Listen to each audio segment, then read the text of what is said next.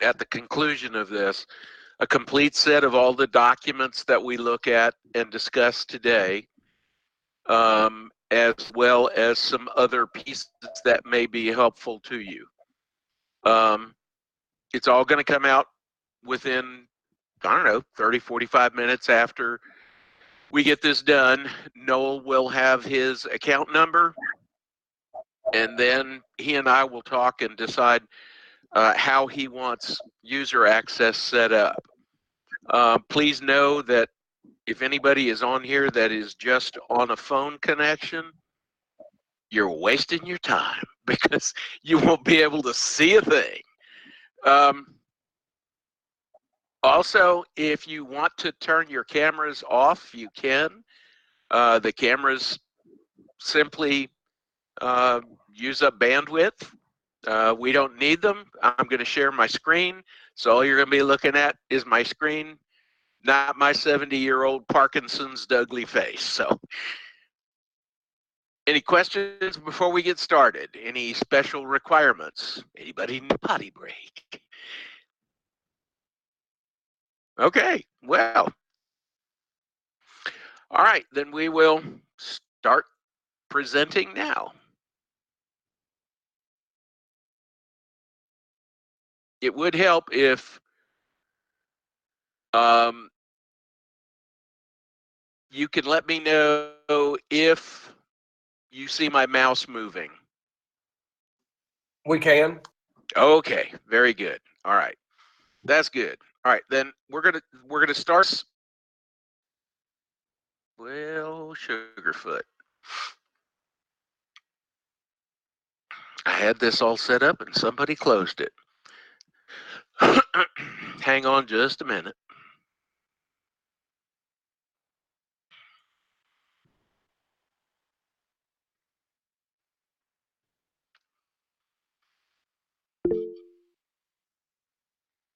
All right.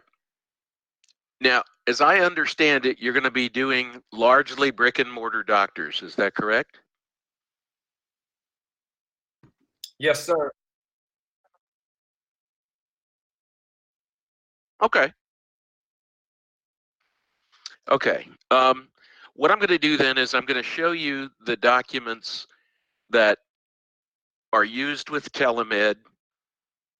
There is merit to them for you guys for sales prep as far as going in and talking to the doctor. It gives you talking points and it makes it a little more conversational in nature. So this would be the first document that you would start with. If you're using a telemed, you're using Susan Braddock, am I correct? No? Okay, all right. Well, Susan has set up her own electronic dashboard. So she has most of our forms already on her computer, on her dashboard. So you will be able to do this electronically, but I want you guys to have this just in case something should fail somewhere along the way. All right, informed consent talks about patient rights, the purpose and benefits of the test. There is a hot button going around now with all of the fraud claims and things that are going out. All of that is related to people who are misusing the information that is shared. We have had people who have done some really awful things in the name of trying to collect these. And as soon as we become aware of it, they're fired, the company. So the relationship is severed. Some of the stuff that's been done, we had one company that was doing door-to-door sales. They'd walk up to the door and tell them that they were representing an internet service. And they also had with them the availability to provide them free cancer screening if they were Medicare patients. They were then collecting Social Security numbers, driver's license numbers, Medicare numbers, and it was being misused. Similar happened at somebody setting up a table in front of Walmart. Somebody else was even advertised on Craigslist and gave an address where a van would be. If you had a certain type of Medicaid, they would pay you $25 so that you could get your free screen. There's lots of scams and cheats going around. Understand that you are working with a 100% compliant laboratory who requires nothing less from the people that we work with. And therefore, patients need to understand that the test is voluntary, that it is confidential, that nothing that we gain from them will be shared with a third party without written authorization unless it specifically applies to treatment or the payment for the treatment.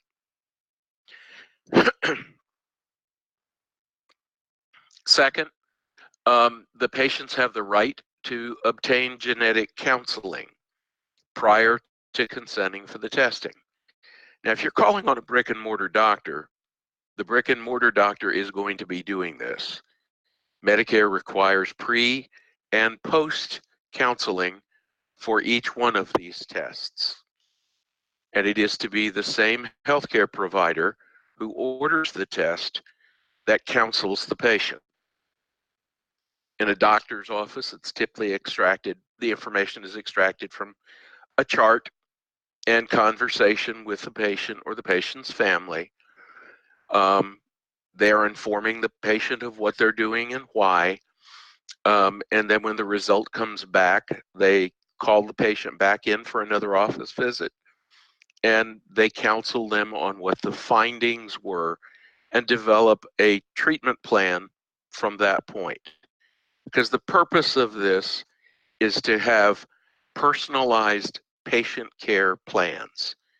It allows the doctors to make adjustments, to come up with alternative approaches, and we will get into this as we go further. If they want a genetic counselor beforehand or afterward, they are available.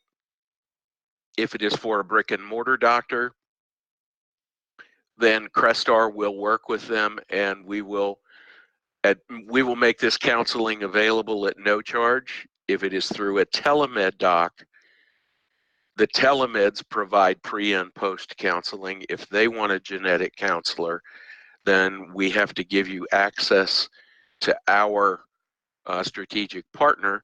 You'll have to set up, or they will have to set up, a coaching session, a counseling session, and I can't guarantee that that would be free.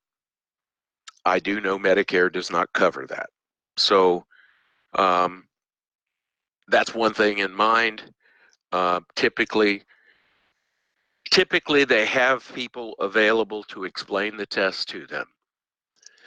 All right, third paragraph deals with the invasiveness, because you're dealing with people my age and older, some a little younger, and everybody's concerned. You start talking DNA, you're talking tissue samples, you're talking special bone marrow samples, or spinal taps, or at the very least a blood specimen. Ours is not.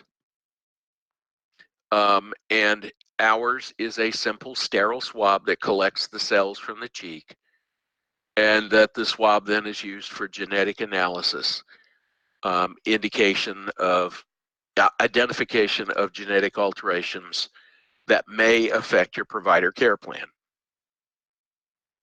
Okay, as you go down further,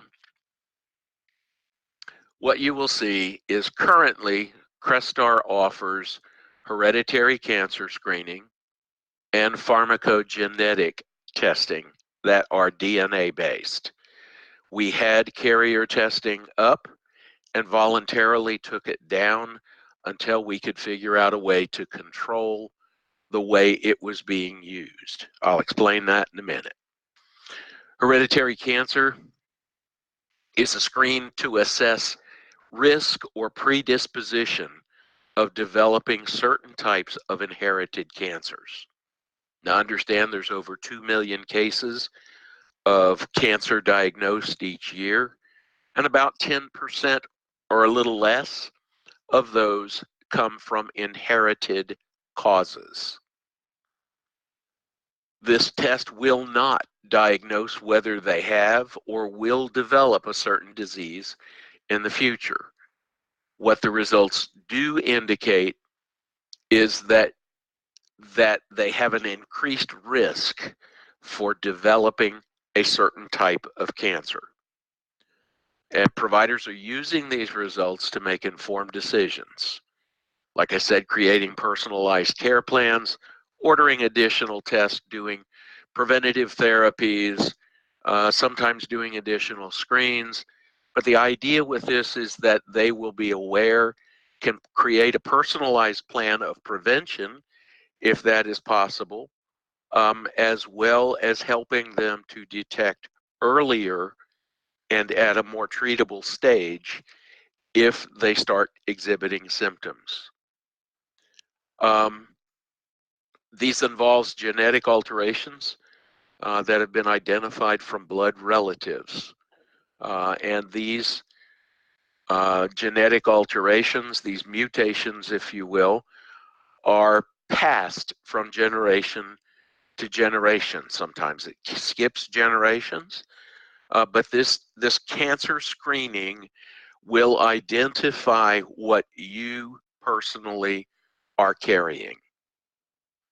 It is found useful for passing the information on also to your lineage. So your family has the advance notification that they have an increased risk for developing certain types of cancers. The pharmacogenetics piece, I believe, is the launching pad for all future genetic testing. This one is going to be around for a long time. Both tests are constantly improving and expanding. Crestar's new, you're joining at just as Crestar has launched its new next generation sequencing, where before we were doing a 34 gene panel, we're now doing a 56 gene panel. And the pharmacogenetics testing is used specifically for providers who have patients who are on multiple medications.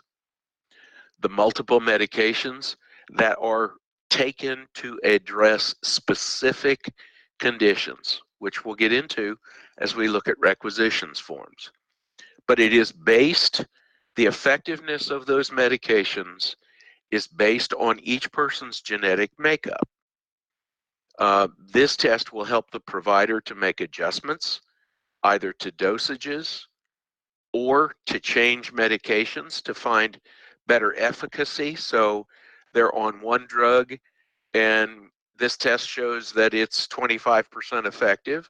However, if they change to this other drug, they will run less risk and they will have a better response from the patient. It takes the guesswork out of prescriptions. It also helps them to alert them to adverse drug reactions. Drug-drug interactions are the fourth largest cause for death in the United States. The carrier screening will be reintroduced in the coming months, I'm sure, but it's a genetic test that's used on women of childbearing age. It measures from an asymptomatic person who does not have symptoms, either pre or during pregnancy. It can assess genetic mutations or abnormalities that can be passed to the children. It can be done on the mom or the dad. It can provide individuals with meaningful information that helps them, based on their personal values, how they want to prepare for this. If you were to have a child with MS, you would want to know in advance so that you could make preparations so that they would have the adequate resources that they needed. This test also identifies things like sickle cell, Tay-Sachs, all sorts of different diseases. It has proven to be highly effective and very, very accurate. All right, down here is another important part if you are not using a brick and mortar doctor. In this portion, we strongly encourage every patient that you encounter through for a telemed consult that they provide you with their personal primary care physician's name. We want their name, address, phone number, and email, but most importantly, their fax number. Now, people say, fax? Does anyone still have them? Well, yeah, they do, and you'll see them a lot in doctors' offices. Crestar uses encrypted emails anytime we're sending PHI or personal health information. And oftentimes doctors do not have encrypted email. However, they have secured faxes. This is how doctors submit referrals, how they often get results back on a lot of different types of testing. So you need to make sure that we have this fax number, and you need to ask the doc if their electronic medical record system has the potential of receiving an electronic fax. If it does, what this does for the practice, if they have an EMR already, then this will fax directly into a box in their EMR, and the results will be there, and they can simply drag and drop it into a patient's chart in a PDF format. That will be a significant benefit if the folks have it. At the bottom, they're asked to sign to give their consent. They know that the provider has to have pre and post test counseling. They authorize that the test be done. They understand the benefits and limitations of the test, and they're authorizing us to perform the test. Print name, date of birth, sign, date. These two items here, device ID and accession number.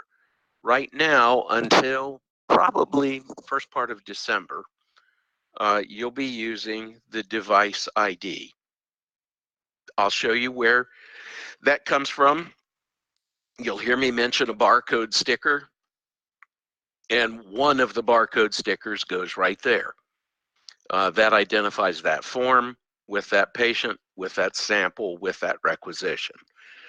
In the very near future, in as early as December, we are rolling out our new laboratory information system, where the providers in a physician's office, if they choose to, will be able to order their tests electronically.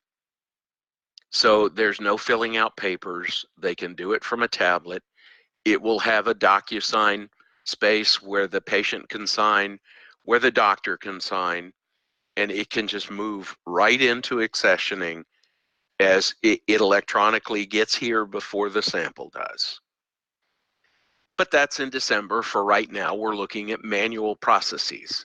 Either way, familiarize yourself with the wording on this document. It will prove to be helpful to you, and it will prove also that it will act as a reassurance for clients. The second document we're looking at is the one for medical necessity. This is Crestar is a little more diligent with this than a lot of other laboratories are, but we realize that medical necessity for having the test run is highly important. We don't want to be accused of running this on just everybody. Medicare requires that it meets medical necessity on each patient, and they require that there is a personal history, either they have or have had cancer themselves, and or they have diagnoses in their family from at least 3 relatives. Now, I know it says 2 there, but this form was designed before the most recent change in the Medicare laws. It does allow for 2 relatives on one side of the family and 1 relative on the other side of the family, or 3 relatives on the same side of the family, but it goes out 3 degrees of blood relatives. So it goes from parents to great-grandparents and out as far as first cousins. So you have a pretty wide pool that you can assess if your patients are aware that they're going to be asked for this information.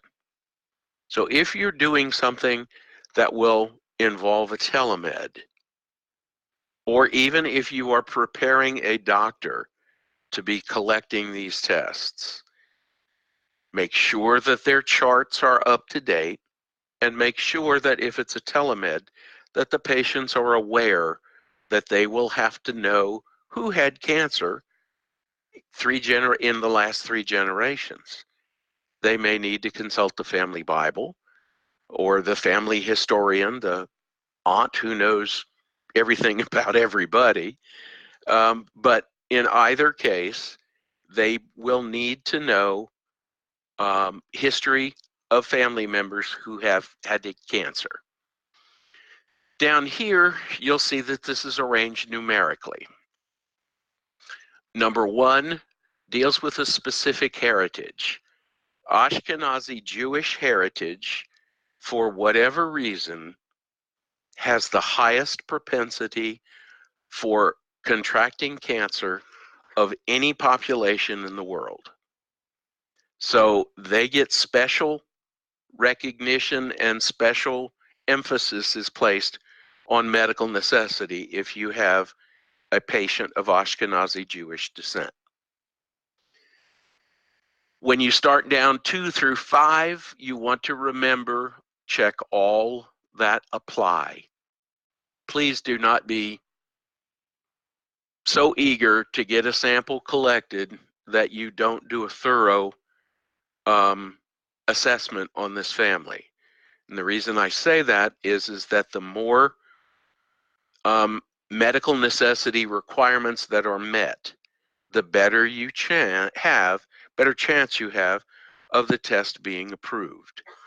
And in a lot of cases, you have more and higher reimbursements. So, as we roll down this, you'll notice that there's only 4 or 5 different types of cancers listed. That is because those are the most prevalent ones. And you will notice here, some of these have what appears to be an age restriction. That is not necessarily the case. If you had, and I had a call from someone, they had a patient who had an uncle, a brother, a father, and a grandfather who all had colon cancer, but all of them were 54 and older. And the question from the collector was, does this not count? Can I not collect these samples? Because it says before age 50. Well, no, that's misleading, because over 50 is when we start getting colonoscopies. And if you are diagnosed with colon cancer, you will have more than 20 polyps evidenced in your lifetime. So anybody who's over 50, put them here. Okay? All right, as we roll down, you will see an entry spot here for other cancers. This is where you would put cancers that are otherwise not covered up here. Brain, bone, leukemia, pancreatic. What you cannot include are melanoma, liver, kidney, bladder, and lung. Medicare, for whatever reason, has declared those as environmental. And they do not allow them to be considered. Melanoma is a skin cancer, too much time in the sun. Liver cancer, a person drinks too much. Lung cancer, typically a person smokes or is around secondhand smoke. I have no idea about kidney or bladder. I don't necessarily agree with this position. I don't understand the position, but I'm not the government, so I don't make the rules. Sections 3 through 5 deal entirely with personal history. I encourage you to spend some time with this form and familiarize yourself with the terminology in here. Do it with Google, do it with a medical dictionary, however you best relate. But you will need to know, what are adenomas? What does MSI high mean? What is Lynch syndrome? What's the Bethesda criteria? What are synchronous or metachronous Lynch syndrome associated cancers? You're going to need to know what Amsterdam criteria is. You'll need to know what a Gleason scale is. But yeah, and there's other things on here that you may not be familiar with. But believe me, people who have a personal history of cancer, who do not have dementia or anything of that nature, will know the answers to these questions. Now, it's a reminder at the bottom to make sure that you have at least one cancer that is from personal history, or that you are Ashkenazi Jewish, or that you have at least 3 cancers recorded from the family history. This form was from 2018, so at the bottom you will see that there are self-pay options, because you will hear patients say, I don't qualify for this, I don't meet medical necessity, but I really want this test. There are options. If you don't have insurance to cover it, these numbers that are on here are way more in 2018 than they are in 2019.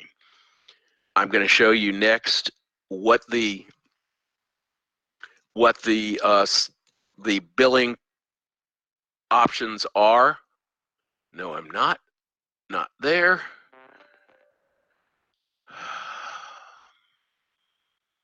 Go back here, and here is the billing practices, and this will explain to you that Crestar has learned over time that there are a lot of people who cannot afford these tests, who don't have insurance, and our focus is on getting the right patient with the right test at the right time, and we'll worry about how we can pay for this as we go along.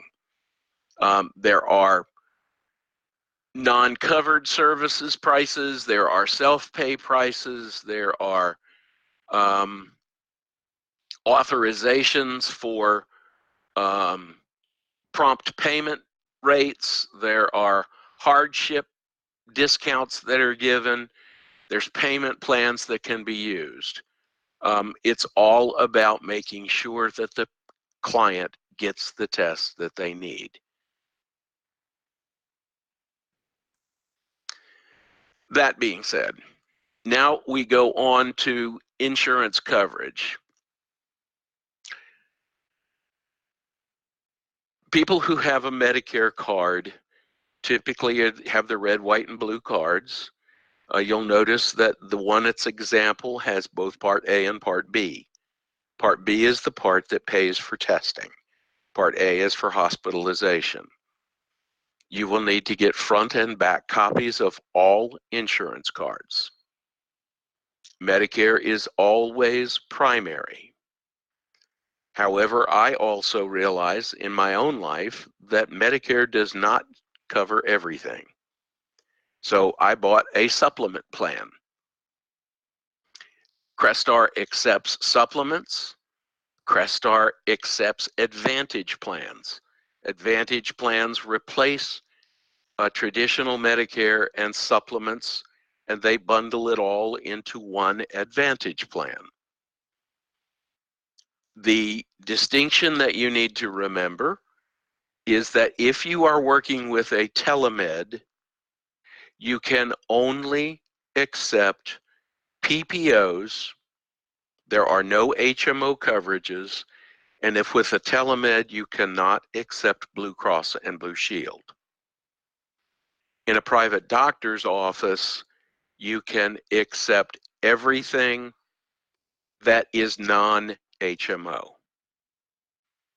And if the physician has a small percentage of those, send them in.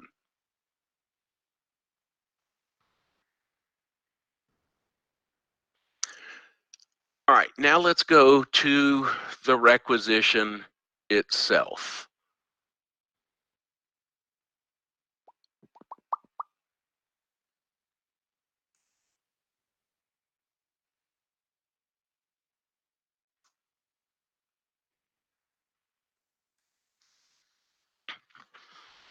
Again, remember, Susan, if you're using telemed, will have this requisition formatted a little differently, but it is this requisition in her dashboard.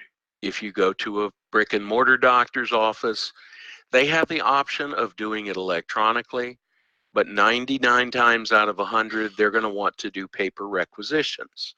The reason for that is that they won't do many of these tests.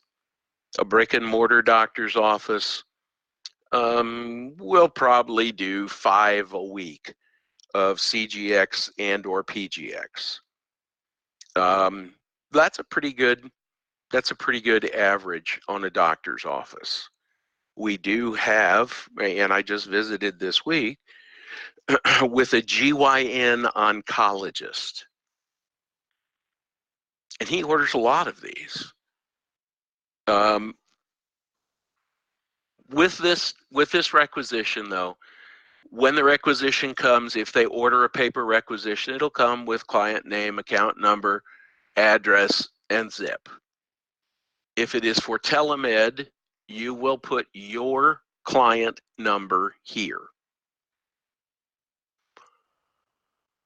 Requesting provider is the doctor in the practice who is ordering this.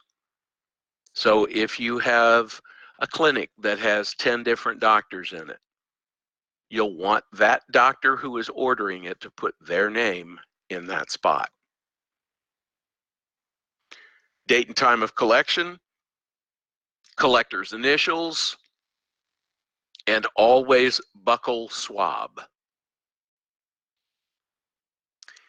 Down in section C, it's basic patient information with the exception of row 3. That deals with ethnicity, and I've been asked, what do you do if you have someone that's biracial? Check both boxes. The next point I want to make to you is this one, that Crestar tried to facilitate pre-authorizations a year or so ago, and it was an abysmal failure. with the new lab information system that's coming out in December, we will be able to do pre-authorizations.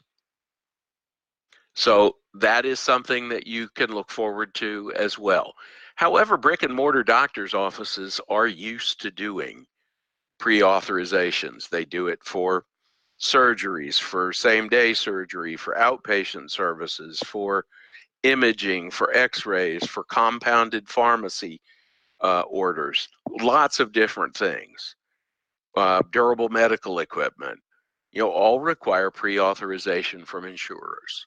So it's a simple phone call. The office makes the call, they get a code, and it moves right along. Also, at this point, it's important to note that we also accept TRICARE. TRICARE is the veterans insurance coverage. TRICARE, TRICARE Plus, TRICARE for Life are three policies that are used for veterans and their families. Crestar readily and eagerly accepts those. However, TriStar has a mandatory requirement for pre-authorization. It's not a big problem, it's just a procedural step. In section D, you will see, again, cancers. This one is more site specific. Again, you will fill in personal, maternal, paternal. You're only looking for the relative. You don't need the name, their age. Again, it only covers a few different types of cancers. This form is in a PDF fillable format, and it will be on Susan's form as well. So you have space down here to write in additional types of cancers. You will not touch this section on ICD-10s. Either the telemed or the brick and mortar doctor staff will fill this out. They're the ones who code it. That determines how it is to be billed and what is to be billed, what it is the test is being run for. Section E deals with the genes that are being ordered. We do have the comprehensive gene panel, which most doctors order. And in order to do that, they simply draw a line straight down the boxes. If the doctors prefer to do things relevant genes specific for specific diseases, then you have gene panels that are designed specifically for those things, and they would simply tick those boxes. Always, always check pre and post-test counseling, patient signature. If you're in a brick and mortar doctor office, this also covers the informed consent. If you're a telemed, the telemed physician will sign here and date. In a brick and mortar doctor's office, you see they have an abbreviated informed consent here, which is meant, doctors are more used to being able to describe things. This provides information for them about medical necessity needs. So they will see how to qualify for medical necessity, and how the provider will be able to indicate how they will use the information from this test for what reasons. The next pages down deal with ICD-10 coding. Always, always, a physician will choose one of these two codes. It's a genetic encounter code. If they're talking to the patient about having genetic testing, discussing it with them, they can bill for that. Genetic risk is in black. The codes that are in black are related to genetic risk. You will see they are quite specific. Ones that are in blue are more general in nature and often are used to supplement genetic risk diagnoses codes. However, just for your edification, a good requisition, a good clean billable requisition, typically will have 3 to 5 ICD-10s chosen and marked on the form. If at any time you guys have a question, stop me, because I'm just going to keep rolling unless you stop me. This is the PGX form. The PGX form is exactly the same at the top as the CGX, with the exception that it asks for current medications. I'm going to tell you now, if you have a patient that the doctor is ordering a PGX on, the medications are not going to fit in this block, because they're typically on 3 to 5 or more medications. They may be medications prescribed for different disease states, but they also want over-the-counter medications and supplements listed. So what I tell clients is, write in here, see attached sheet. Just use a piece of paper, put the patient's name on it, the clinic's name on it, or the account number, and attach it to the requisition. And I did not fully understand the impact of this until I started working with a client closely on these, who specialized in doing these PGX tests. And it was very revealing to me when I'm looking at this, and I know I'm taking 4 meds now, but these people were on 10, 15 or more medications. So you want to make sure you get the name of the medication, the dosage, and the frequency.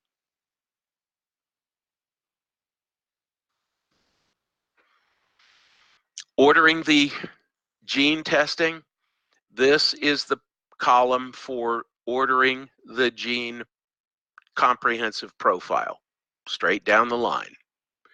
If they are looking for genes that are specifically related to cardiac conditions, mental health, anti-inflammatory, genetic thrombolytic, warfarin risk, you will be able to go right down and check along the column. Now, I will tell you that there is a large frequency involving those 3 conditions. Always, again, pre and post testing, patient signature, physician signature, abbreviated informed consent, which, when the patient signs, that's covering the informed consent. The physician can then look through this, and he understands what becomes necessary, what is needed to meet medical necessity. Reasons for pharmacogenetic testing, assertion that the patient listed has medical conditions requiring multiple just prescription drugs, given their current polypharmacy routine regimen, testing for drug metabolism and genetic risk is medically necessary. Test will assess the following things for the patient. The provider indicates by initials how he plans to use the test. Then you get into the ICD-10s. Again, you have the always, always, always genetic encounter. And then it's broken down by disease states. And when it gets down further, it gets more less specific. It becomes more broad spectrum. Again, I'm going to ask if there's questions.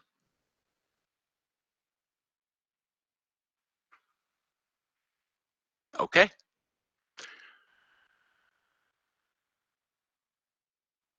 What we're going to cover now then is the collection process, how to collect the sample.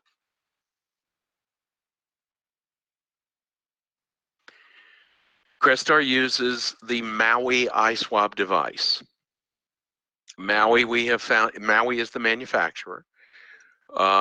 Maui provides the greatest purity and the greatest concentration of DNA samples that we have been able to test and find. It is highly recognized. It is accepted universally. The Maui device can be used for any of the genetic collections that you're doing. So if you have a patient who wants a CGX and a PGX on the same day, they would use two devices. One would be for CGX, one would be for PGX, but they collect it in two separate kits. When I mention kits, Crestar supplies kits to you. The kits come in a plastic bag. It's about 4 by 7 or 8. It's got a Ziploc on one side, and on the other side, it's a pocket. In the packet, you'll find an eye swab vial, a sterile swab, multiple stickers, and the bag itself. And the bag will have an absorbent pad in it. When you get this, you want to teach the doctor or your staff, who, if you're doing a collection for telemed, that the patients do not eat, drink, or smoke for 30 minutes prior. They collect using the swab tip, using the sterile swab only to be in contact with the patient's cheek. Don't let it come in contact with any other object. When you open the vial, make sure you do not lose the liquid. Now, this is a depiction of an eye swab vial. It may even be a little smaller than that. About right, though. What you will do is you will put this all on a flat surface. You'll unscrew the cap, being careful not to spill the liquid. Then you peel open the swab and remove the swab. Now, people say, what difference does it make? I'll open the swab and then unscrew the vial cap. No. If you do, what happens to that sterile swab while you're holding it? It's waving around in the air. You stand a much greater chance of it being contaminated, touching some surface, touching your skin. So don't do that. Open the vial, take the swab out, go directly to the patient's mouth. 15 to 20 times using the same pressure as you brush your teeth. You rotate the swab tip as you're rubbing.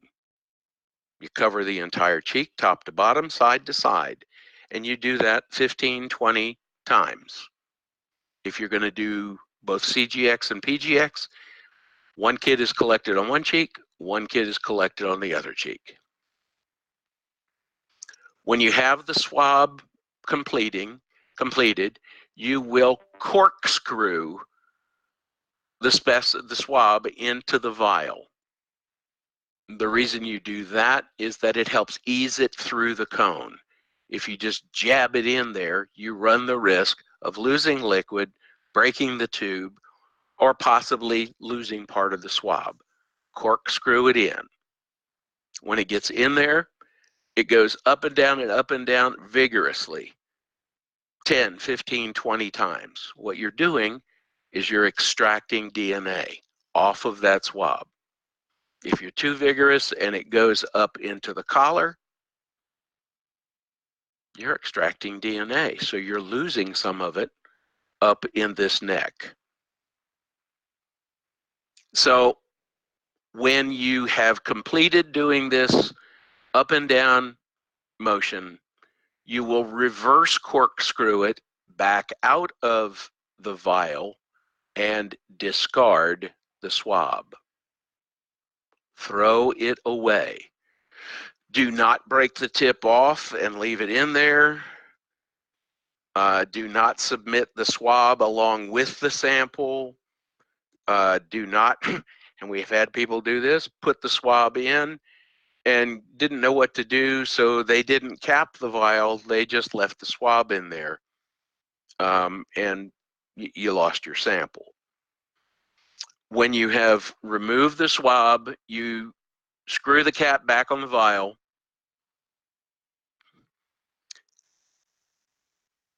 and then you are ready to apply the barcodes and the identifiers. There will be 3 barcodes. One barcode goes on the vial. That's the first thing you put on, and it's put on there laterally. After you've put one on here, you could put one back on. Remember where I said a device ID went? It goes there. If you are putting one on a requisition, it goes there. So that's 3 barcodes that you have used.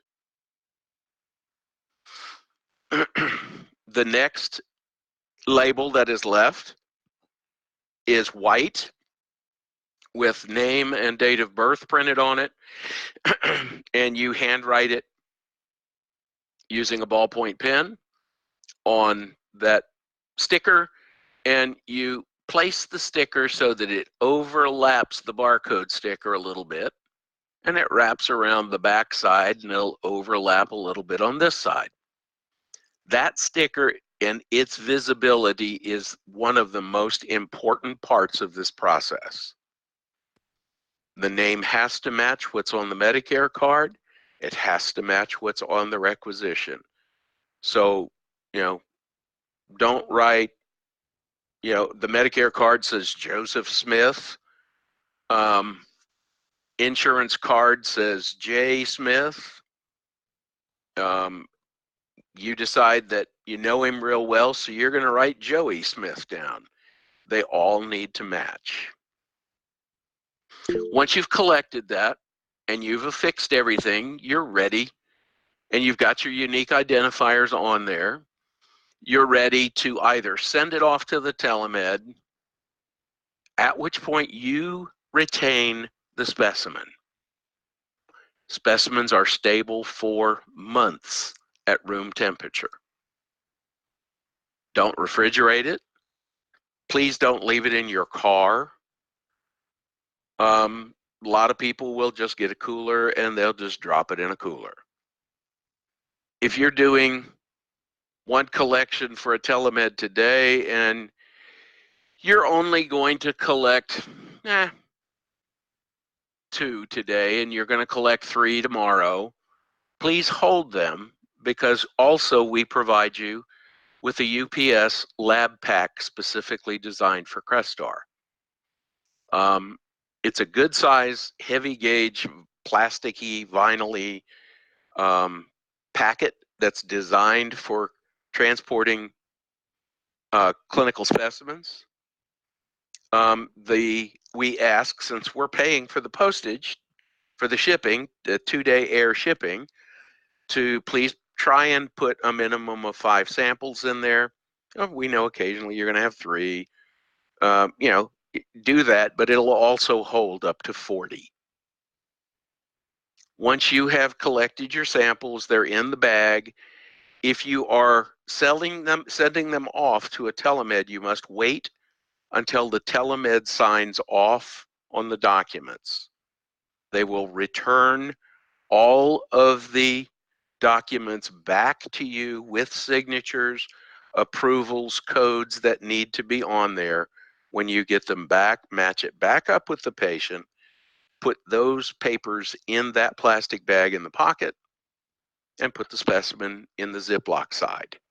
Drop it in the lab pack. If it's a doctor's office, they'll use the requisition that they have done. And if it's a doctor's office, don't reinforce the 5 specimen minimum. Usually we tell them submit them in once a week. If you've got 2, you submit them. If you got 10, you submit them. You put the specimens in the pack, you seal the pack, you peel off the return label and affix it to the package. Then you take it to an approved UPS drop point and you transfer it to UPS's care. It takes 2 days to get to the lab. What happens in the meantime? Are you just out there not knowing what's going on? We have made available to you, if you go through the Crestar Labs website, crestarlabs.com. That's for right now. When the new system comes out, it will entirely be different. So we may be doing another training in December of the first part of the year. But for right now, you're going in through the website. You will have 2 banners that you use routinely: Results Portal and Order Supplies. Results Portal, you will click there. You will click the iPower Doc portal because you've got samples that are after June of 2018. Every person will have their own unique username and password. Your specimens will track to your unique username and password. Noel and whoever else he designates will have different levels so that they can view people under them, and Noel will be able to view everybody. Once you get to this point, you put your username and password in, you log in, and it comes up to a screen that looks something like this. Now, this is a demo screen. When the sample arrives, the accessioners will open that lab pack, and every specimen they will take an input into using either the barcode and or hand typing all the patient information, all the physician information, all the test information, and all the insurance information. It will then be assigned a unique accession code. That unique accession code follows the patient all the way through the process. Once you see that accession number, you know the specimen is in-house.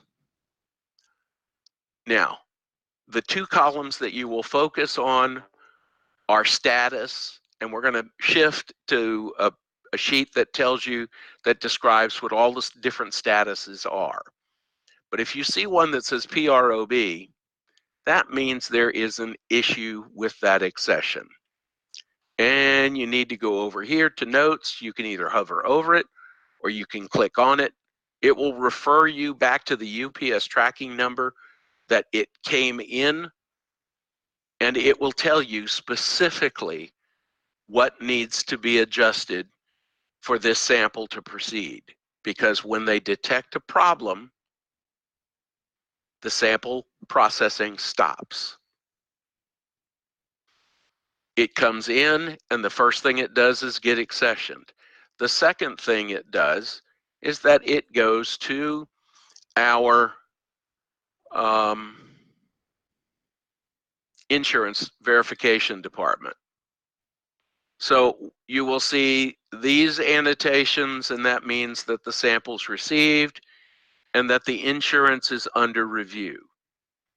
Now, we use the information that you provide us, and we do a scrupulous investigation on that patient through multiple databases to make sure the patient is who they say they are, that they have the coverage that they claim, that it is active coverage, and that the coverage and the ICD-10s that are provided will justify the processing of that sample, and you stand a good chance of it getting paid for. If not, then you will see a PROB.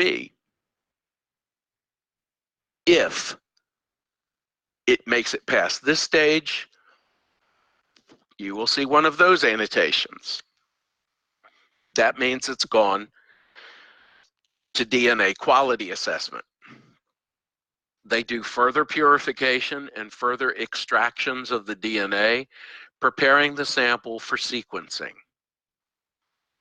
If you get back past QC or marginal QC, you're good to go. The sample is in the sequencer and the process is running. If you get QC fail, that means the specimen was not collected properly or adequately. The test can't be performed. And in order to run this test on this patient, it has to be recollected and a whole new test ordered. Everything that shows up in that notes field will tell you specifically what needs to be done. As I said, the sample is held. It's held for 30 days. In the portal, it will tell you what you need to do. That's a notification. It will also be followed up with an email that goes to Noel. And if we have your name, it'll go to you to your email as well.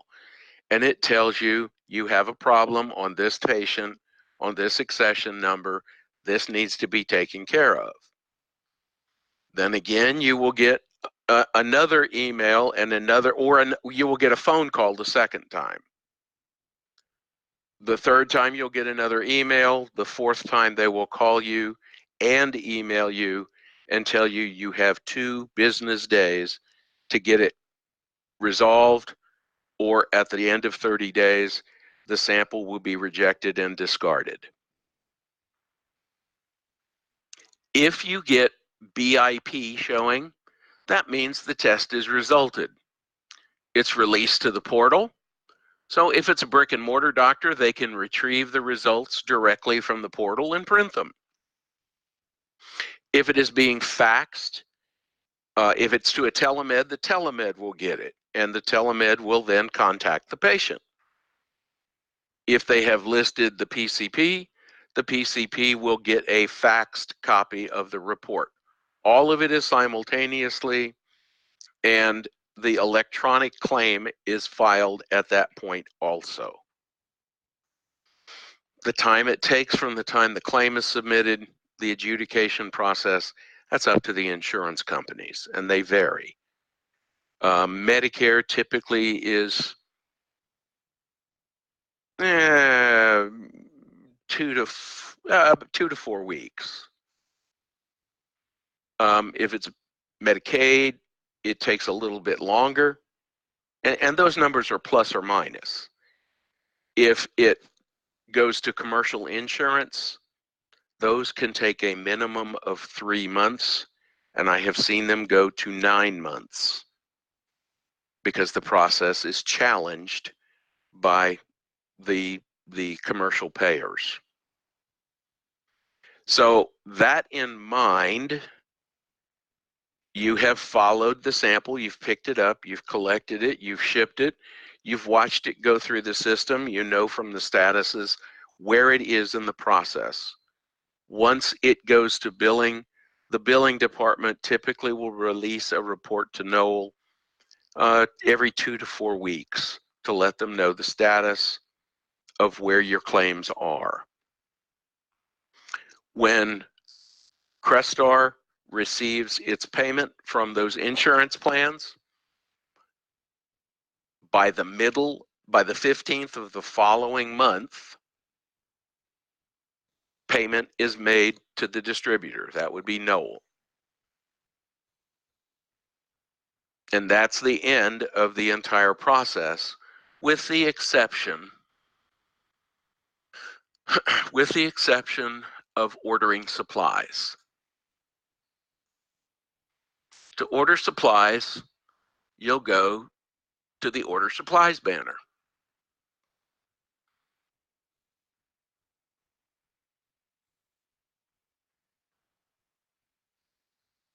And the internet is running very slow today. It is an e-commerce type of site.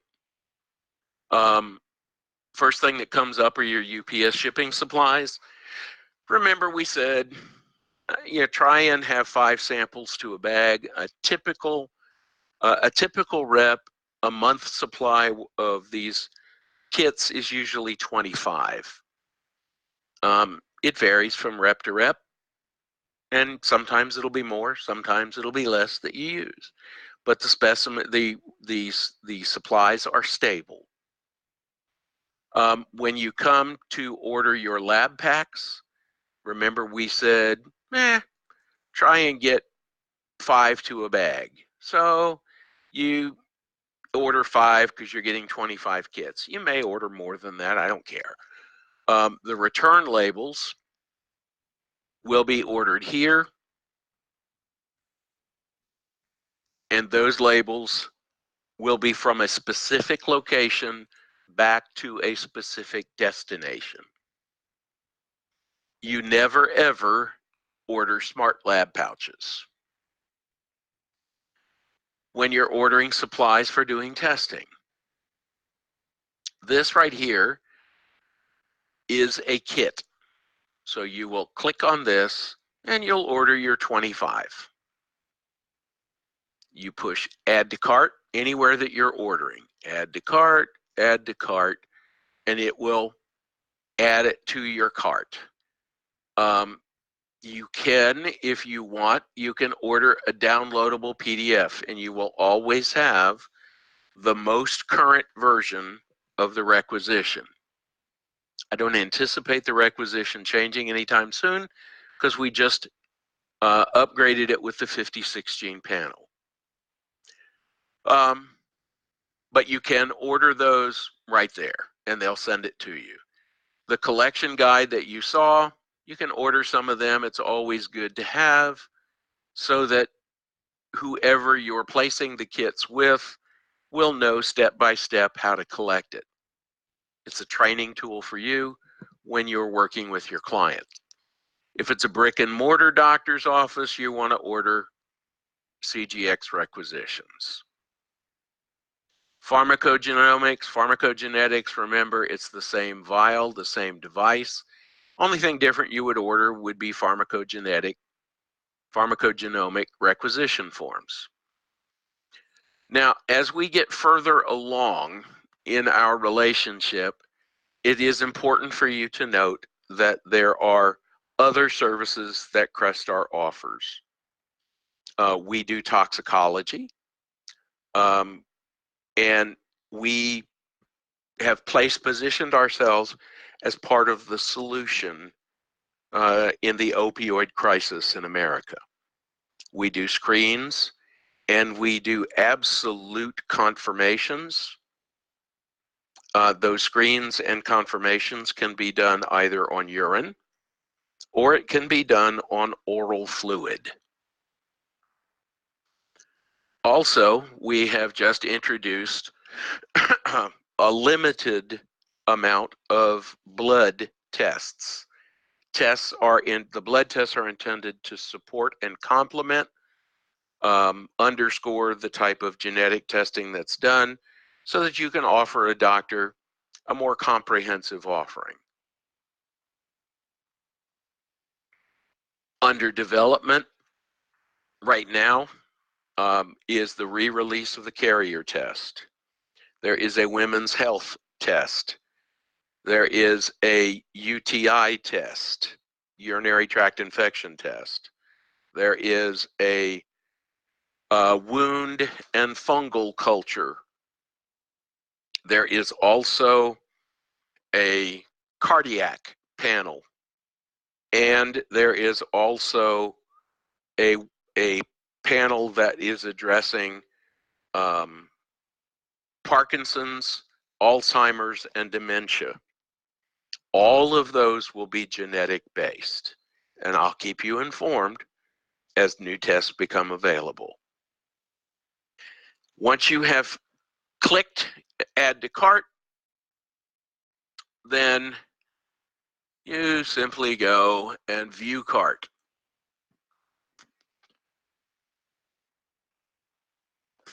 You view cart, shows you what you have ordered. You can go back and change the order. You can delete something from here. you would proceed to checkout. This is the shipping department. Whoever you put here is who the shipment is going to. Some distributors want control over the supplies as they go out to the reps. Some distributors want to do QC on the samples as they're coming in. Some want the reps to order their own supplies, and you can do that. You may want the doctor's office to order their own supplies. We want to know the first and last name of the contact. We want the company name. So if it is a doctor's office or a clinic, you will put their name there and then / your company name here. Want a specific street address? If it is a doctor's office or something and they're in a suite or a unit, you have to indicate that in order for UPS to deliver it. Follow down to the phone number, use your phone number. The reason for that is that we will call if an order looks hinky. Let's say you've ordered 25 bags and no labels. We call you to make sure that that's what you really need. If you've ordered 500 tubes, 500 kits, we're going to call you and then probably call Noel and make sure that everything is as it's supposed to be. We also want you to put an email address there, because this email address is the spot where we send a confirmation. It tells you that your shipment has been shipped, and it gives you the tracking number, UPS tracking number, so you can follow it while it's on its way to you. If you have notes, special things, if you want to order 100 kits, you explain why here. You've got a special event, or you've got a large new multi-practice clinic, whatever it might be. You would explain it there, and then you click place order. And when you place the order, it goes electronically to our stockroom in Dallas. It is filled and shipped. We ship UPS ground. It usually takes 2 to 5 days, depending on where you are. A lack of planning on your part does not constitute an emergency on ours. So please plan ahead, because we do not ship overnight. Other than that, you now have the entire process introduced to you. And now I am opening this back up to questions if you would like. Yes, sir.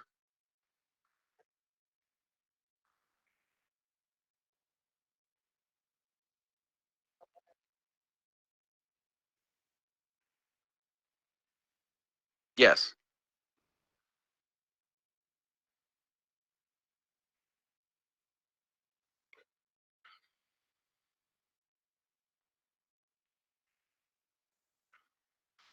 What you will see, there's 2 documents that I'm going to send you. One is a lab transfer form, and this deals specifically if you've got a client who has already collected some samples from another lab. They hate the lab. They want to change to us. We've got these samples in these blue top tubes. We've got their requisitions. What do we do? They can simply fill out this letter with the physician acknowledging that they want the sample to be sent to Crestar, and you attach a Crestar requisition along with the original paperwork. That is one of the documents that you will see. The other, I bet I don't have one on this page.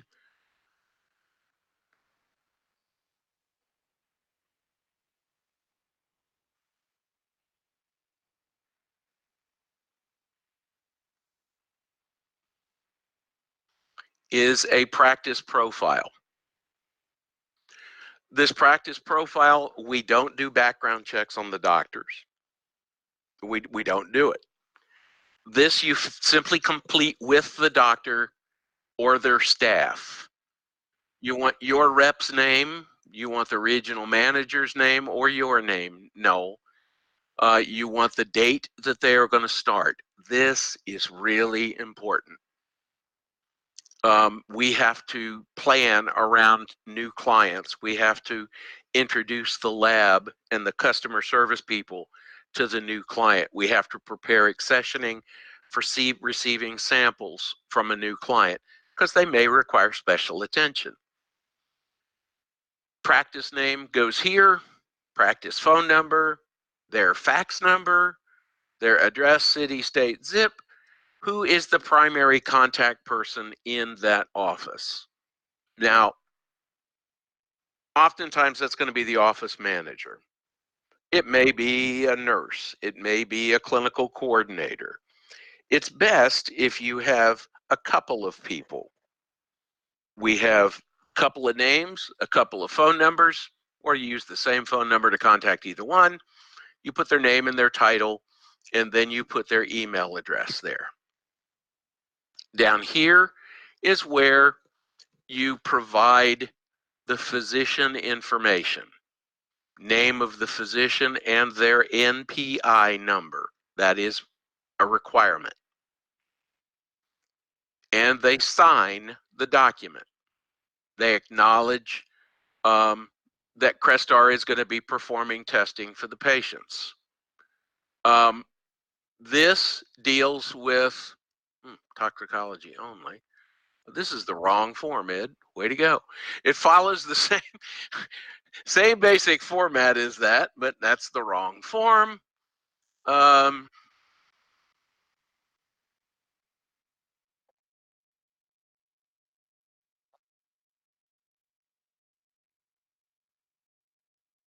Yes, yes. Every doctor, every nurse practitioner, every PA, everyone who is credentialed to be able to provide this type of service.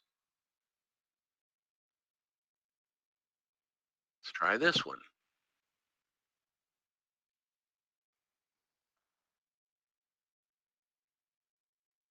Nope, this is the same one. I will send you the new practice profile, but it is just fill in the blank. And it lists the people that you want to have username, and you want them to have usernames and passwords so that they too can get into the portal. I always recommend, the first tendency is, well, I want to give the doc the username and password. Well, okay, but I'm telling you, he isn't going to be the one to go into the system and retrieve the report. You'll find MAs or nurses to be most involved with that, unless they have a lab tech.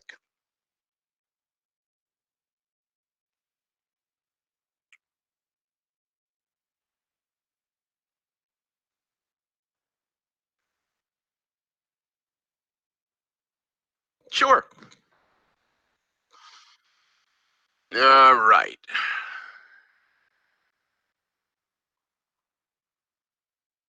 Mm-hmm.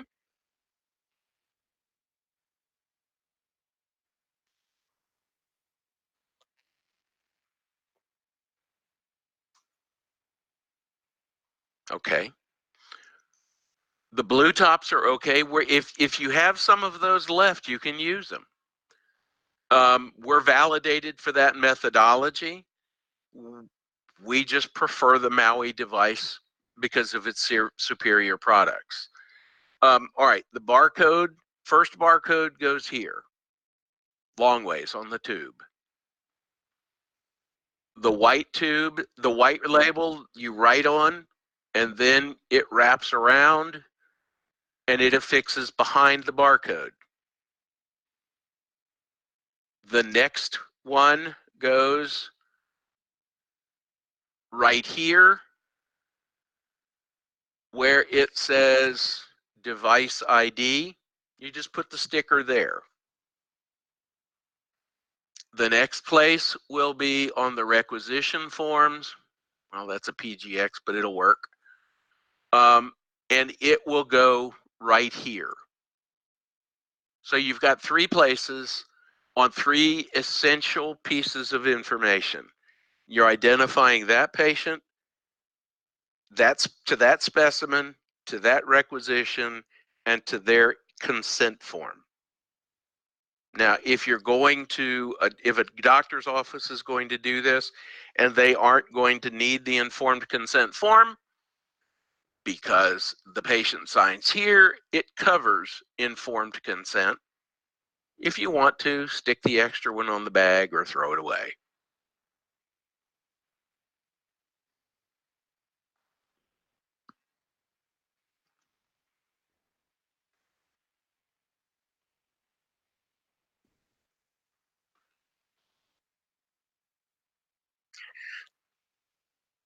And For the PGX, how many medications do they have to be taken to qualify for the PGX to be ran? typically it's multiple, they say. So we look at typically you'll find 3 to 5. And they have to be specific to the conditions that were outlined.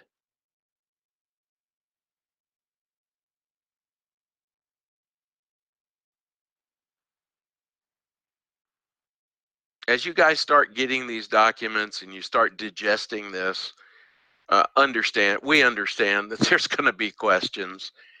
And I certainly know once you start doing it the first few times, you're going to have questions.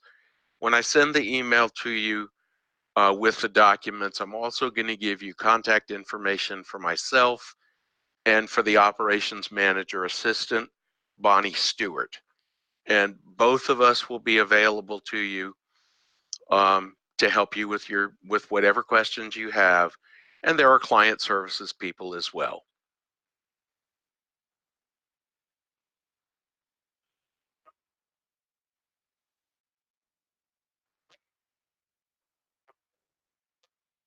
Okay. Yeah. As long as they're for the specific medications, then for the specific diseases, then yeah.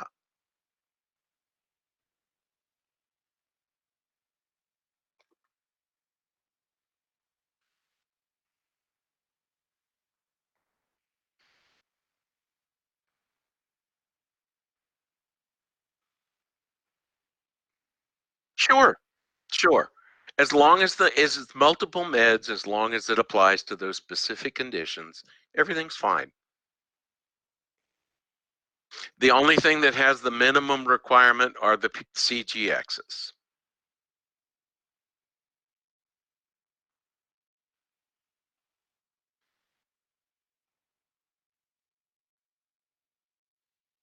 Ooh, should I be looking at the chat? Susanna says I'm good.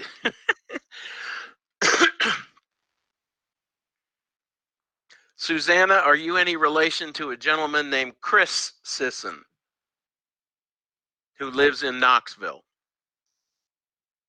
Okay. Nice man. Used to work for me. Long time ago.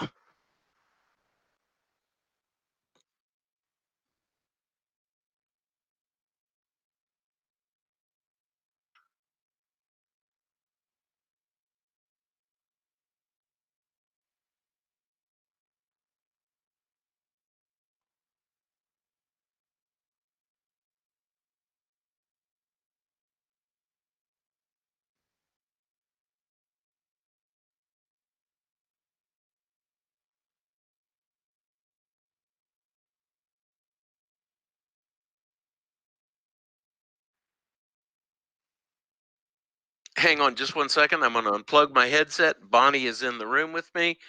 Bonnie, you're going to have to tell them how we're going to assign the rep codes, okay? This is Noel with Conducted Living. She's got to get your folder. The way the process works, Noel, is you have to tell us Do you have mid-level managers? All right, but for right now, you want everybody aligned under you?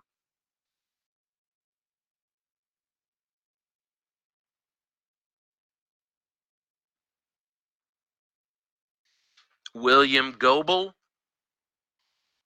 make a note of William Goebel, and he'll have access. He'll have admin access the same as Noel does. Just those two. Everybody else will just get a username and password. And everything will all fall under your account number. Have we done that, Bonnie? You got an account number yet? All right, we'll have the account number for you before the end of the day. Yep. Everybody who has a username and password will be able to see everybody's doctors. But all that does serves as a motivation if somebody has more docs than you do. Is that okay with you?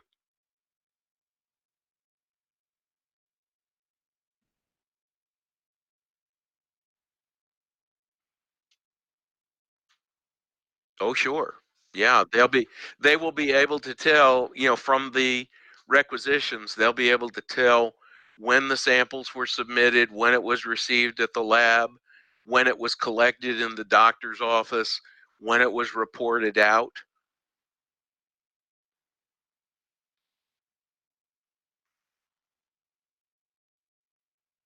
It has to be, Noel. It has to be. Um, the only way that this works is if we all win in the process. And our commitment here is that your success is our success. So we're here to try and support you all in any way that we can, and we will do just about whatever it takes, as long as it is legal, ethical, and moral.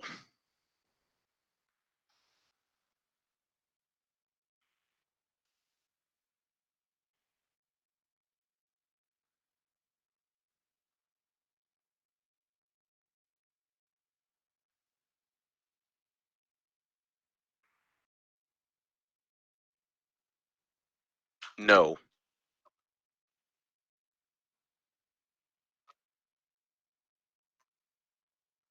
no, we don't. We do not, and largely when we train our W-2 reps, the reps that work directly for Crestar, and there aren't a lot of those. When they train them, it's more involved with the science, and it involves them more with more detail. Um, and you and I can talk about that offline. You've got my number.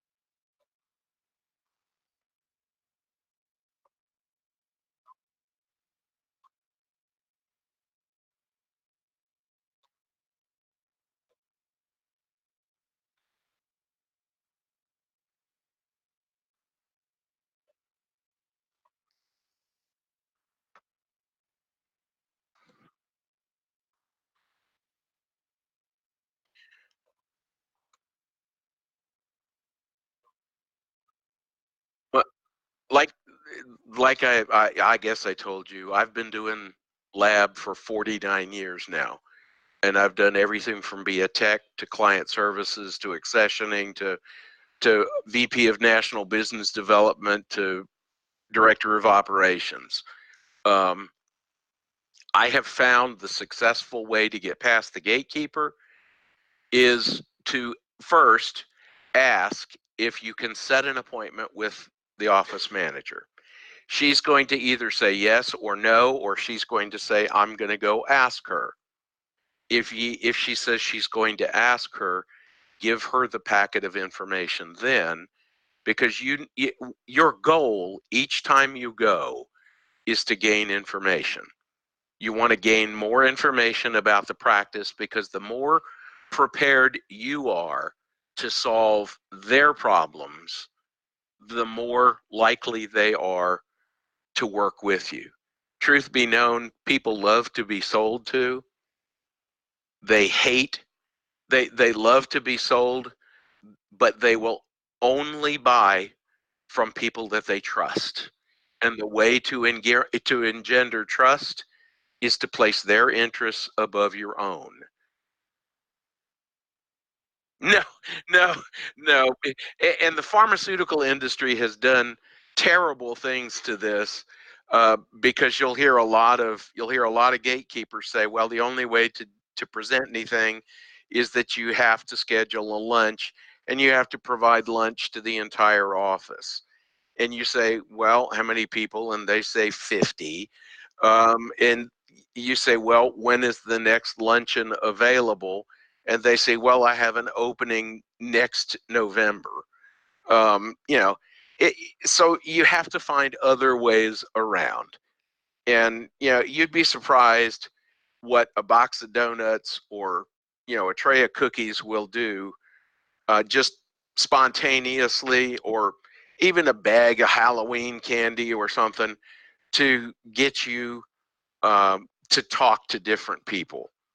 You know, really all you want to do is you want to understand that doctor's practice and see how that you can work with them in service to their patients. That's all it is. And you can call me offline, Noel, and I will be more than happy to share some of the training tools that I've supplied for our W-2 reps, if they will help you.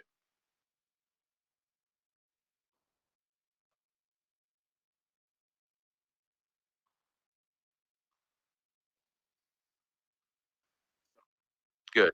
Now you do. And I'm going to send along also. They aren't really promotional pieces, so they're called promotional material, but they're not intended to be printed and passed out to the clients and stuff. They aren't branded or anything. You know, but what it does is it gives you talking points about CGX and PGX. Now, if when we get to carrier, I'm telling you, the College of American College of Gynecology, which is um, the board for gynecologists, it's ACOG. They have already endorsed this test. Insurance companies will accept this pre-pregnancy or during pregnancy, and ACOG is about to come out and state that they recommend this test for every woman who is considering pregnancy.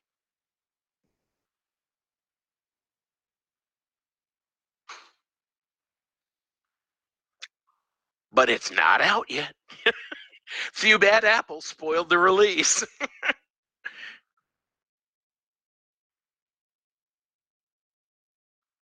Thank you all so much for being so engaged, um, and for being patient with this process. I know that it takes a while to go through these.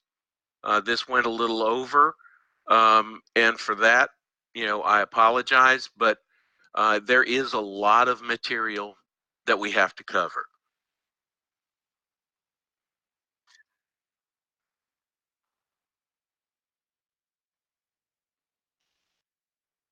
You be okay. Thank you, guys. Well, I look forward to working with you. All right. Bye bye.